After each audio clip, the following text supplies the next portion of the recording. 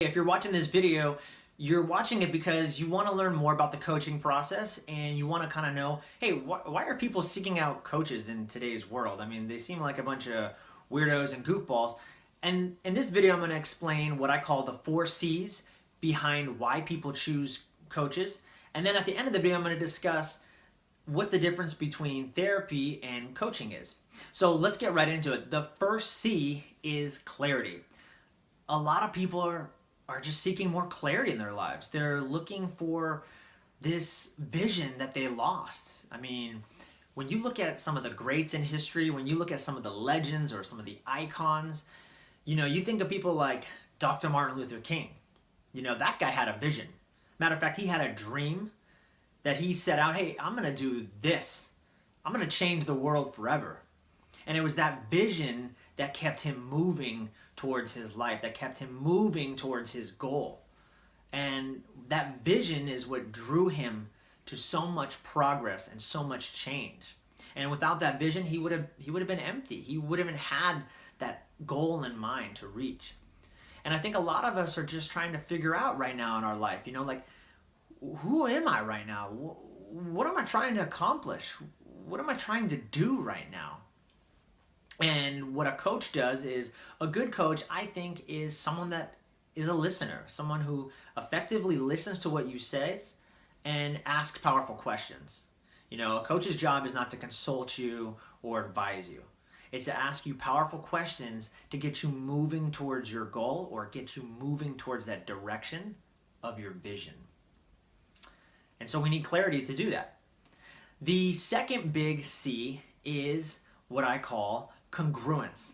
And that's a big one because a lot of us, we want to be congruent with what our values are in life, right? A lot of us, we're not living our values. We're not living who we say we are.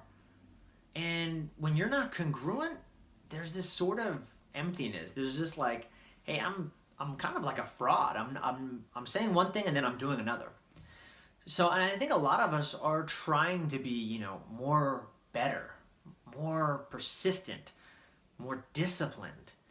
And at the end of the day, I think we're just looking for, like, how do I get better at just executing my goals? And congruence can be one of those. We need to support a good coach needs to support congruence so that you're living out your values. You're living out who you say you're going to be so that you can go out and do it. And sometimes we need a pep talk during the way. We need just someone to hold us accountable and say, hey, if you want to reach that goal, that vision, if you want to obtain that higher self that you're looking for, well, you got to be congruent in your values. And a coach's job is to support that congruence. The third big idea is challenge. And this is obvious. I mean, you go to the gym and you're going to go lift weights. You don't lift the same weights all the time.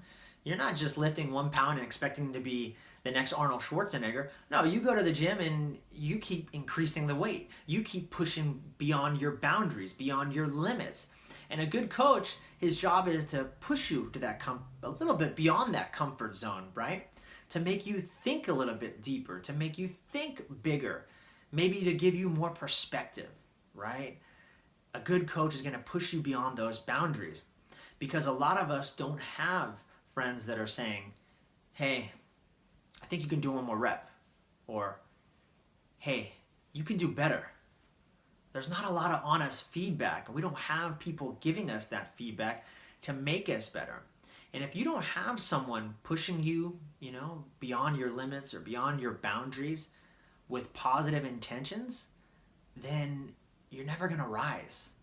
You're never going to at least rise to the level that you could go. And the last fourth big idea, or the last C, is camaraderie. I mean, sometimes with coaching, our job is just to high five you along the way and, let you know, hey, you're doing a great job. A lot of us didn't grow up with a great, peer support, or we didn't grow up in a great neighborhood, or just given our circumstances, we were dealt a bad hand. And even worse for some of us is that we have a spouse that doesn't support us. And I think that's even more difficult. We don't have a spouse that supports our vision. And supports our goals of what we're trying to accomplish. So sometimes we just need camaraderie. We need someone to say, hey, I got you through this. I'm going to help you through this. And it's one of those unspoken things that people don't like to admit, but it's true. But one of our biggest fears you can think about is being alone. You know, it's something that, you know, as Brendan Burchard talks about, is like you're living this caged life. You're in this world of lack and scarcity, and this fear is consuming you. So a coach's job is to eliminate that. A coach's job is to bring the charge back into your life and bring that energy, that vibrancy, that, hey, I got you. I'm going to help you. We're going to get through this. We're going to move towards your mission, your goal, your overall growth. And we're going to do that as a team. So that's the fourth big idea, camaraderie. And then, you know, just a recap. I mean, coaching it's a little bit different than therapy. And that's what I wanted to talk about, because it often gets misconstrued, or people wonder, what's the big deal? What's the big difference?